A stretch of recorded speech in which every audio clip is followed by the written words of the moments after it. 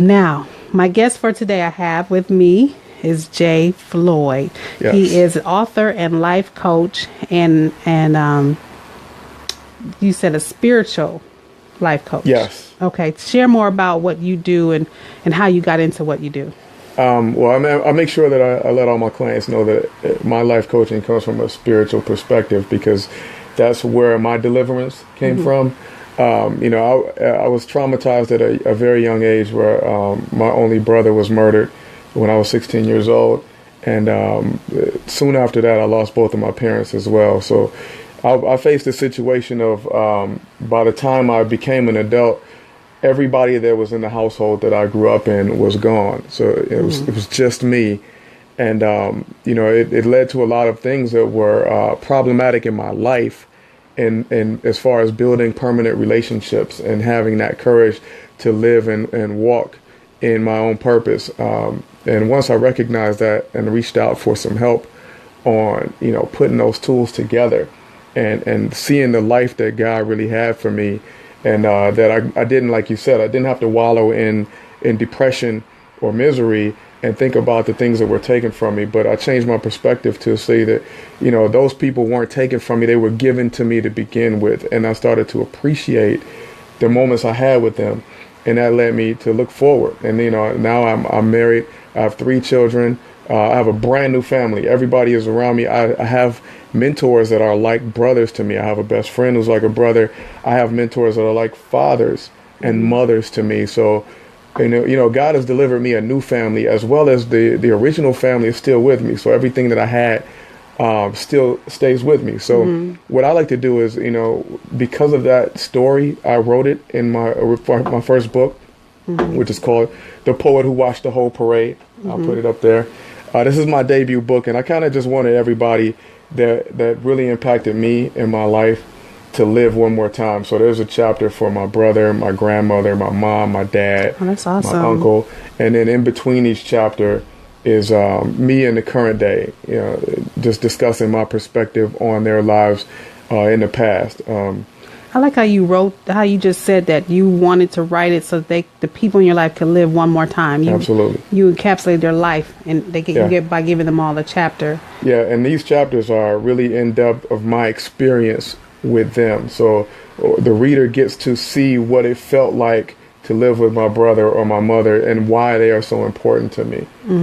That is awesome. That's narrative therapy right there. That's awesome. That's like not even what we're supposed to be talking about today. But I'm gonna try not to get stuck there because a lot of people want to write their stories, but they don't understand that they're hemorrhaging or they're trying to bleed on paper. Yeah. There's a difference between sharing your story and rehearsing your pain. Yeah. And so you said you wanted to write it so they can live one more time. You tell their story in a way that people can see their life and not repeating their loss. Absolutely. Well, I'm a talker. I talk about my life a lot. And, immediately after, I went off to college and I got a career.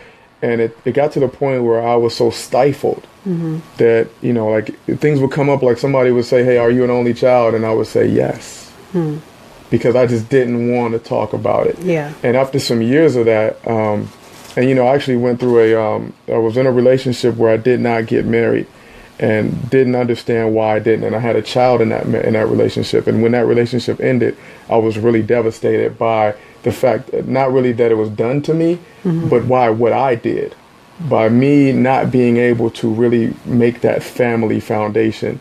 And I got one of my good friends, who's an older gentleman, sent me the phone number of a marriage counselor. He's like, you should reach out to this person. And I called that person, and they said, well, when are you and your wife going to come in? And I'm like, wait, there's no wife. It's just me. And I remember, she said, well, you're halfway there. You're already halfway there. If you don't want to come in and just yell at somebody else and blame somebody else, you want to find out what's wrong with you, come on in. And I went and I told her everything that's in this book. Okay. Everything that's in this book. And I remember the one thing she told me, she said is, you have to get out of the back seat. You have to mourn your brother and mourn your mother and start driving your life. Wow. And that changed my life. Wow. Changed everything. Wow. So working through your grief is what helped you to develop stronger and better relationships. Absolutely. I saw clearly exactly what I was doing and what I needed to change. And I had to be honest with myself on the flaws that I had. I had serious flaws when it comes to building relationships and having faith in God that those relationships were there for a purpose, and that, you know, I wasn't just a person who things fell apart on, you know, because when you had that kind of death and that kind of loss, you can start to feel like this is my reality. Things fall apart for me. And then I start building fragile relationships that aren't built on solid foundation. And I had to realize that this is my doing. I'm doing this. This is not what God has for me. I'm doing this out of fear. And God doesn't want me to operate out of fear. So once I got out of that and changed gears. A change of truth. Exactly. You said things fall apart for me. You had accepted that as your truth at one point. Absolutely. When you I absolutely changed did. that from being your truth, then your reality began to change. Absolutely. And then things were built for me. And then it became a new challenge of, I now have to have the courage to accept these things. When I get married, I can't be afraid that this is going to end or that this person's going to die. Those kind of things, I can't be afraid of those things. You know, I was diagnosed with post-traumatic stress disorder and panic disorder. And, you know, those are things that, in my belief, I'm a Christian. And in my belief, that's a weakness of the flesh. I can't get rid of that. It's chemically based.